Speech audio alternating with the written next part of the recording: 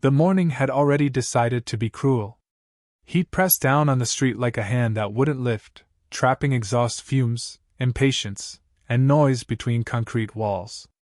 Traffic crawled in uneven bursts, horns snapping at one another, engines growling, brakes screeching in irritation. Somewhere nearby, a vendor argued over change.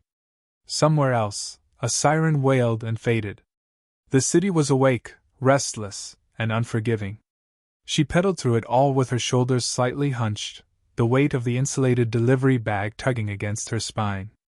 The straps dug into her jacket, worn thin from months of use, but she barely noticed anymore. Her focus stayed forward, on gaps between cars, on traffic lights about to turn, on the ticking countdown glowing red on her phone screen. 2 minutes late. Already? Her thumb hovered near the screen, calculating whether she could still make it without another warning. She wasn't reckless. She couldn't afford to be. Every move she made was measured, practiced, learned the hard way. She stayed close to the curb, slowed when doors might open, read the rhythm of traffic like a language she'd been forced to master. The city didn't forgive mistakes, especially not from people like her. The bike lane narrowed suddenly where a luxury SUV had crept over the line. She eased her brakes, shifting her weight to slip around it, eyes scanning ahead. That was when the roar hit her, deep, aggressive, vibrating through her ribs before she even saw the source. A motorcycle surged forward from behind, its engine loud enough to turn heads. Chrome flashed in the sunlight, polished to arrogance. He cut in without looking. She swerved instinctively, tires skidding just enough to make her heart jump. Her handlebar clipped something solid. A sharp crack sounded, plastic snapping against metal. She fought the wobble, feet slamming down to keep herself upright. The bike steadied. No fall. No blood. Just a broken mirror swinging uselessly from the motorcycle. For a second, neither of them spoke. Then he laughed. It wasn't a startled laugh or a nervous one. It was loud, deliberate, meant to be heard. He swung his leg over the bike and stood, towering, leather jacket creaking as he stretched his shoulders. Sunglasses hid his eyes, but his mouth curled in a grin that felt like a challenge. "Seriously?" he said, spreading his hands as if she'd offended him personally. "You blind or just stupid?" She swallowed and forced her breathing steady. Her first instinct, always, was to de-escalate. She glanced at the mirror, then at him. "I'm sorry," she said, keeping her voice level. "You cut in. I didn't see you in time." He scoffed, stepping closer. "You hit my bike." I said sorry. "I'll report it." Her hand went toward her phone, already opening the app. Another vibration buzzed against her palm. Late delivery. Warning issued. A small group had begun to notice. A couple waiting to cross the street slowed. Someone in a car rolled down a window. Attention gathered the way it always did, quietly at first, curious, hungry. He tilted his head, looking her up and down, lingering on the delivery logo, the scuffed shoes, the bag. "You people always think you can just apologize and walk away." Her jaw tightened. "I'm working," she said.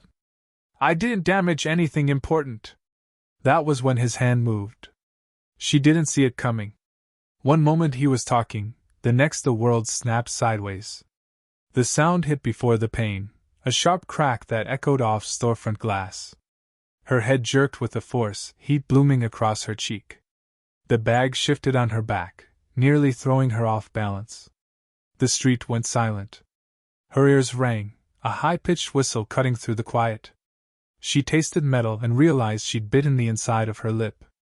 Somewhere nearby, a phone clattered to the ground. Someone gasped. Someone else whispered, "What the hell?" She stood there, stunned, eyes unfocused for a heartbeat too long. The biker exhaled, satisfied. "That's how you apologize," he said. "With respect." Her hands trembled at her sides. Not from fear, from the surge of something hot and dangerous rising in her chest. She clenched her fists slowly, nails biting into her palms, grounding herself. Falling apart here would only make it worse. She knew that. She'd learned that lesson long before today. She straightened. Her fingers brushed her cheek, gentle, as if checking someone else's face. The skin was already burning. She lowered her hand and looked at him, not glaring, not pleading. Just looking. Measuring. The crowd leaned in, sensing the shift. Phones came up, screens glowing. A few people murmured objections but stayed rooted to their spots, unwilling to step between them. Her phone buzzed again. Another notification. Another reminder of how little room she had for mistakes. Say it properly, he said, smirk widening. Say you're sorry. She opened her mouth, then closed it. Her breath slowed, deepened. She felt the weight of every eye, every expectation pressing down on her.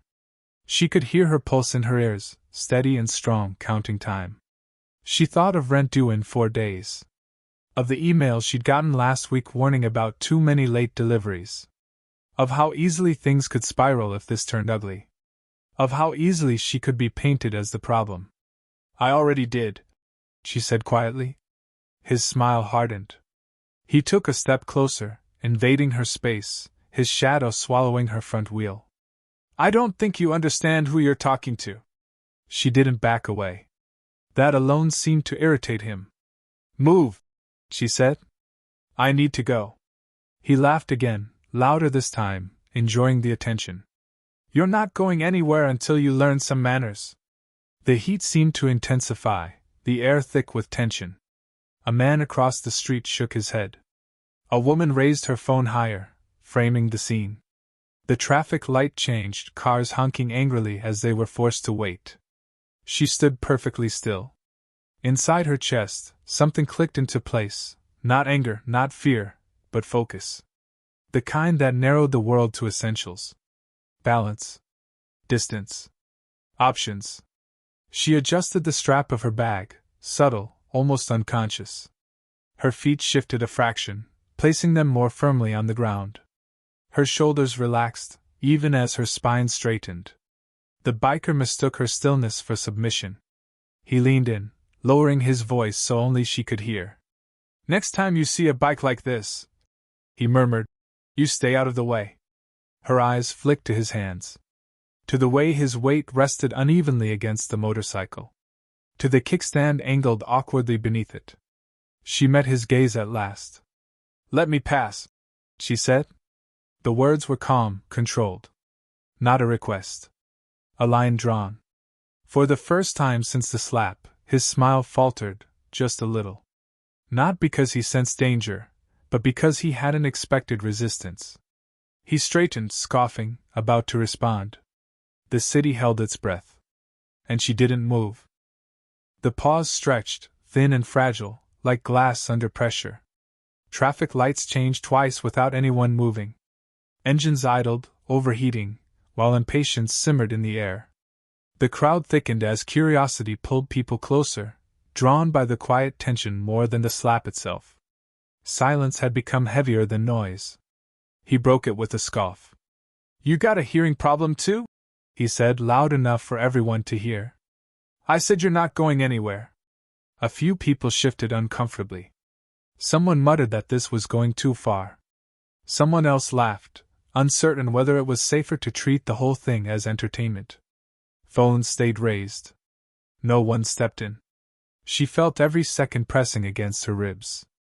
The heat on her cheek pulsed in time with her heartbeat.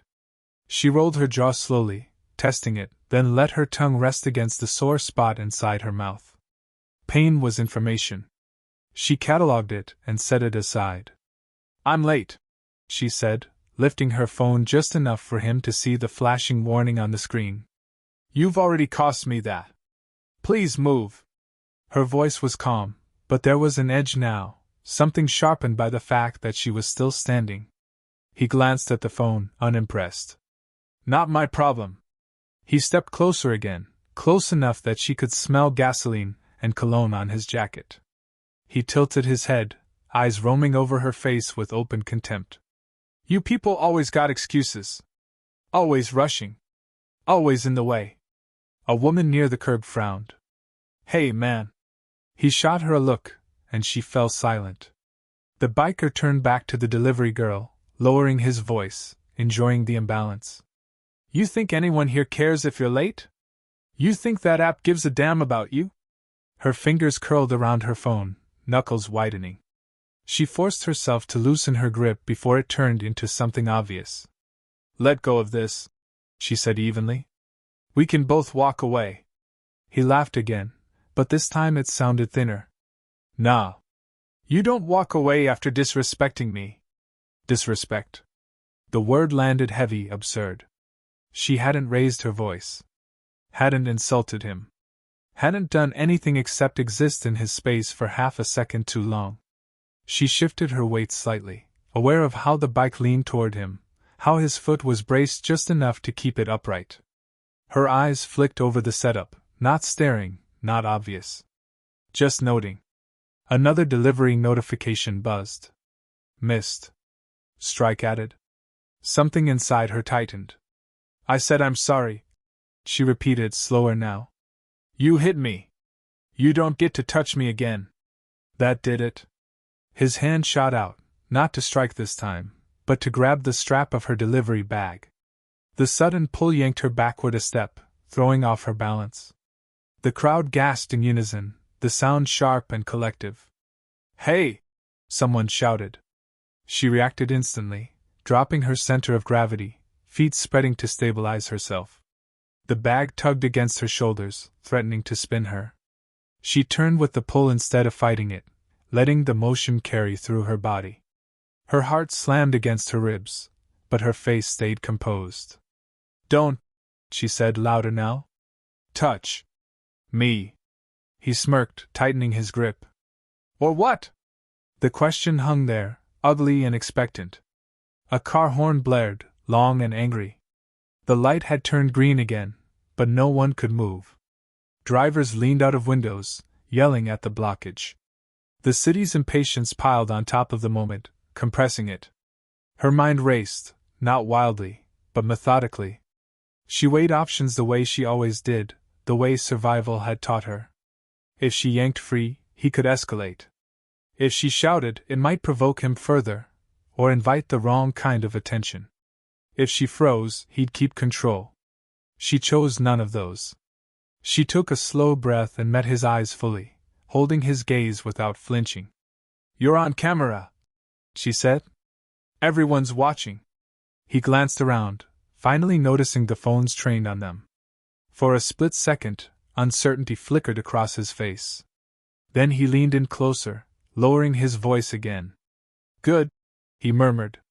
Let them watch. His fingers slid along the strap, testing, tugging again. The bag shifted. She felt the pull in her shoulders, the strain threatening to knock her off balance. That was the moment something in her snapped, not loudly, not violently. Just a clean internal break between restraint and resolve. She planted her feet more firmly, knees soft, spine aligned. Her breathing slowed instead of speeding up. The world narrowed to angles and weight and leverage. She became acutely aware of the bike's mass, of where it could move and where it couldn't, of how close he stood to it. Let go, she said one last time. He didn't. He pulled harder. The crowd surged a half-step closer, tension crackling like static. Someone shouted for him to stop. Someone else called for the police. The biker ignored them all, eyes fixed on her, daring her to do something. And for the first time since the slap, she allowed a flicker of emotion to cross her face, not fear, not anger, but certainty. She moved. Not fast enough to look dramatic. Not slow enough to stop. Just right. She stepped in toward him instead of away, closing the distance he thought protected him. Her shoulder brushed past his chest as her foot slid behind his, hooking lightly at the ground near the bike's stand. At the same time, her hand came up, not striking, not clawing, but turning his wrist at an angle that forced his grip to change. What? He started. The bike shifted. It wasn't sudden enough for panic, just enough for surprise. The heavy machine tilted a few inches, the weight redistributing in a way he hadn't anticipated. His balance faltered as he instinctively tried to compensate, his attention splitting between her and the bike. The crowd sucked in a breath. She felt the moment crystallize, the exact instant where momentum chose a side. Her grip tightened, her stance solid. She didn't push. She guided. The motorcycle leaned further, metal groaning softly under its own mass. His eyes widened. And the engine coughed as gravity finally made its decision. The sound it made wasn't dramatic. It wasn't a crash designed for movies. It was heavy, final, unmistakable, the dull thud of metal meeting asphalt, followed by a sharp metallic scrape as chrome slid and sparks flickered briefly against the road. The motorcycle hit the ground on its side, the weight of it slamming down with a force that rattled windows and nerves alike. He went down with it. Not gracefully. Not bravely. 1 second he was upright, indignant, convinced of his control. The next, his leg was trapped beneath steel and engine block, his body twisted awkwardly as his balance disappeared entirely. The breath left him in a violent rush, knocked free by the impact. A shout tore from his throat, raw and startled. The crowd erupted. Gasps turned into exclamations, voices colliding over one another. Someone yelled for help. Someone else swore loudly. A phone clattered to the ground as its owner rushed forward, then hesitated, unsure whether to intervene or keep recording. She released him immediately. The moment the bike hit, she stepped back, hands open, palms visible. Her movements were controlled, deliberate, as if she'd rehearsed them 1,000 times. She didn't loom over him. She didn't gloat. She simply created distance. He struggled instinctively, trying to push the motorcycle off himself, but the machine didn't budge.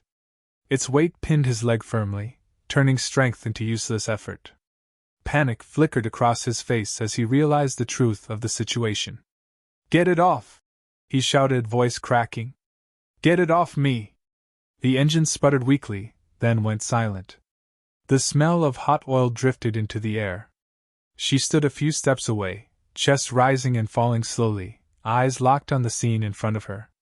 Her heart hammered in her ears, but her hands were steady. The rush that surged through her wasn't triumph, it was clarity. The clean certainty that came when preparation met necessity. Someone rushed forward, then stopped short. "Are you okay?" they asked her, breathless. She nodded once. "I told him to let go." That sentence landed differently now. The biker twisted again, pain etched into his features. "You attacked me!" he shouted, desperation sharpening his voice. "She attacked me!" Phones tilted toward him, then back to her. The crowd hesitated, uncertain which version of the story would survive the next few minutes. Before anyone could answer, she spoke. "I didn't hit him," she said, voice calm but loud enough to carry. "I asked him to move. He slapped me. He grabbed my bag." She gestured briefly to her cheek, now flushed and beginning to swell. Several people murmured, glancing between her face and the footage on their screens. "She's right," someone said. "I got it on video." Another voice chimed in. "Yeah. He started it." The biker's face reddened, whether from pain or fury it was hard to tell. "You think you're clever?" he snarled, trying and failing to free his leg. "You think this makes you tough?" She didn't answer him. Instead, she crouched just enough to meet his eye level, not close enough to touch, not close enough to threaten. "You're pinned," she said evenly. "Stop moving, or you'll hurt yourself more." The authority in her voice caught him off guard. For a split second, he froze, listening despite himself. "How do you know that?" he demanded. She straightened again. "Because I pay attention." Sirens wailed in the distance now, unmistakable and growing closer. Someone had finally made the call. The sound cut through the chaos like a blade, shifting the energy of the crowd. This wasn't just a spectacle anymore. Consequences were on their way. He swallowed hard. "You can't just walk away," he said, voice dropping, fear seeping through. "You did this." She looked at him for a long moment, then glanced at the bike. "You did this when you put your hands on me." A paramedic pushed through the crowd, kneeling beside him, assessing the situation with professional speed. "Sir, don't move," they instructed. "We'll lift the bike in a moment." Police followed close behind, eyes scanning, hands resting near their belts. One officer raised a hand to quiet the crowd. "Everyone step back," they called. "Give us space." She complied instantly, stepping further away, bike at her side, posture relaxed but alert. An officer noticed her and approached. "Are you hurt?" She touched her cheek again. "I was slapped." And grabbed. The officer's jaw tightened. "We'll need a statement." "Of course." As they spoke, the paramedics coordinated, lifting the motorcycle just enough to free his leg. He cried out despite their warnings, face contorting as pain finally had room to fully register. Once free, he lay there breathing hard, staring up at the sky, stripped of every ounce of the confidence he'd carried minutes before. The crowd watched in silence now, the earlier excitement replaced by something closer to discomfort. Reality had a way of doing that. An officer turned to him. "Sir, we have multiple witnesses and video evidence indicating you initiated physical contact." "That's not," he started, but his voice faltered when the officer held up a phone, the screen clearly showing the slap, the grab, the escalation. He said nothing after that. She stood off to the side, answering questions calmly, clearly. She didn't embellish. She didn't minimize. She stated facts the way she always did, trusting that truth didn't need decoration. While they spoke, she felt the adrenaline begin to ebb, leaving behind a bone-deep exhaustion. Her hands trembled now that the danger had passed, just slightly. She tucked them into her jacket pockets to hide it. The officer nodded at the end of her statement. "You're free to go once we finish here," he said. "We may contact you later." She exhaled, the breath shaky but controlled. "Thank you." A woman from the crowd approached cautiously. "You okay?" she asked, concern etched into her face. "Yeah," she replied. "I will be." The woman smiled faintly. "You handled that really well." She didn't respond to the compliment. She simply adjusted the strap of her bag again, checking the contents. Still intact. Still deliverable. Her phone buzzed. A new order. No warnings. A chance to keep moving.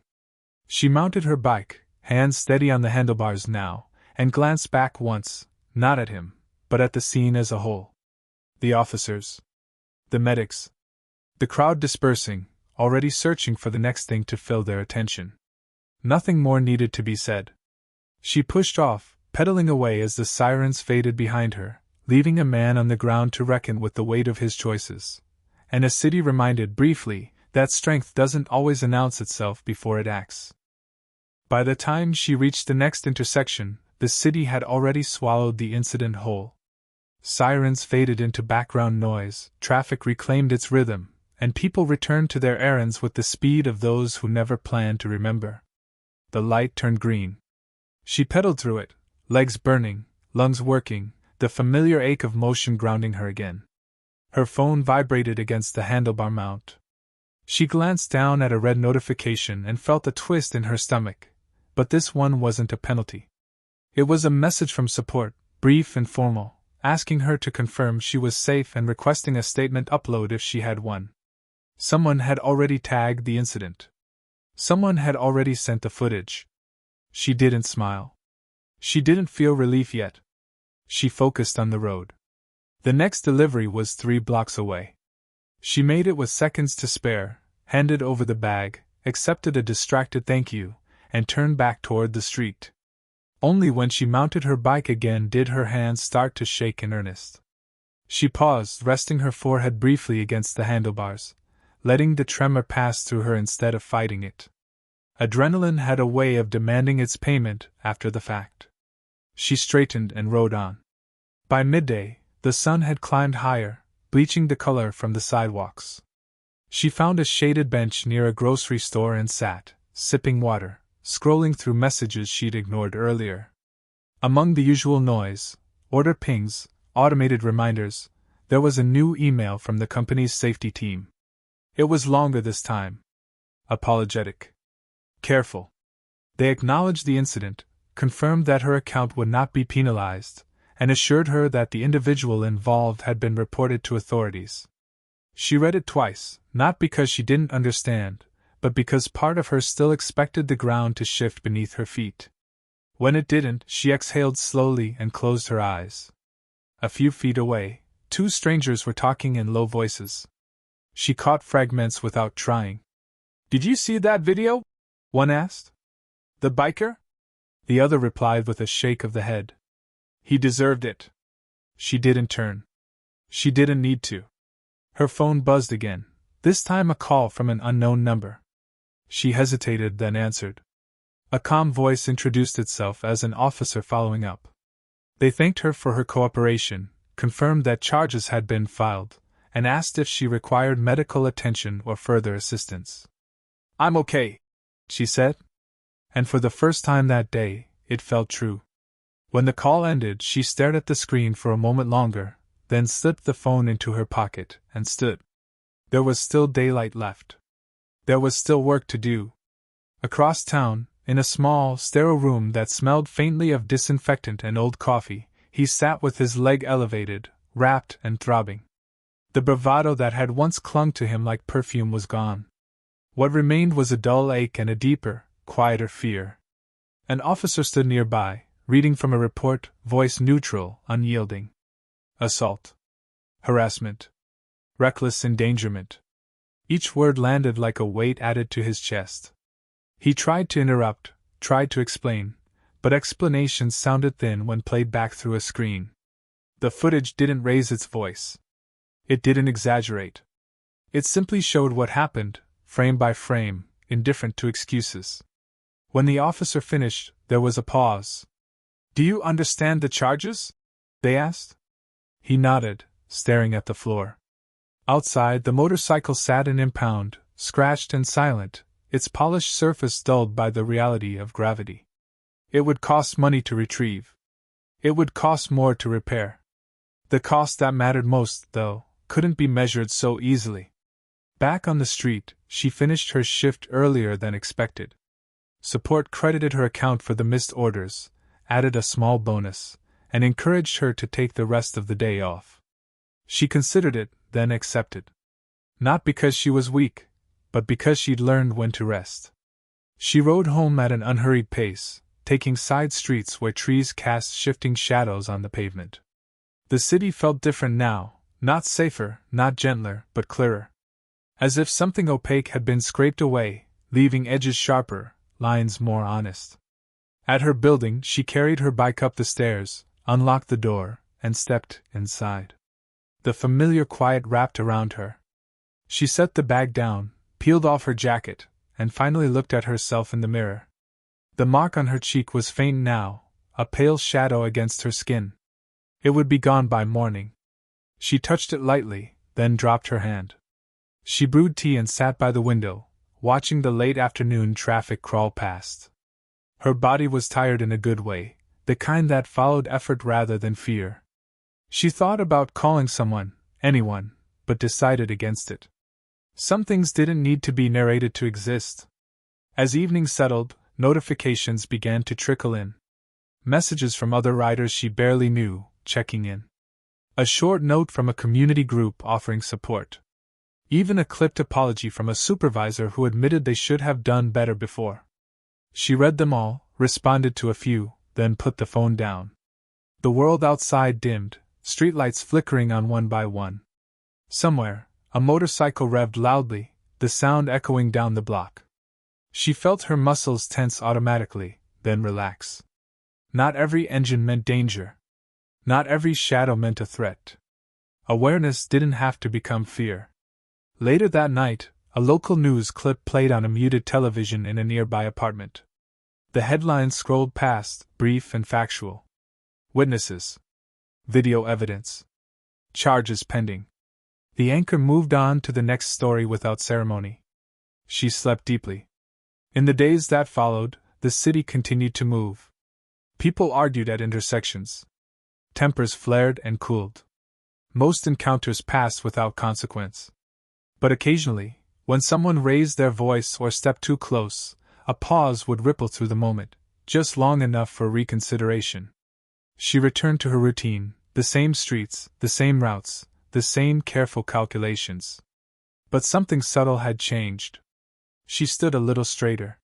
She met eyes without apology. Not because she wanted conflict, but because she no longer shrank from the possibility of it. One afternoon, stopped at a light, a stranger on a bike nodded at her. "Hey," they said. "Saw what you did." She lifted an eyebrow. "I didn't do anything special." They smiled. "Yeah. You did." The light turned green. They rode on. Weeks later, she passed the spot where it had all happened.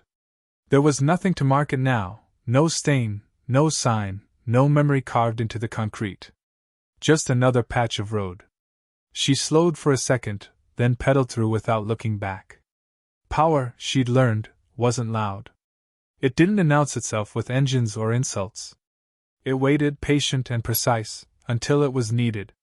And when it moved, it left no doubt, only a lesson heavy enough to hold someone in place until they finally understood.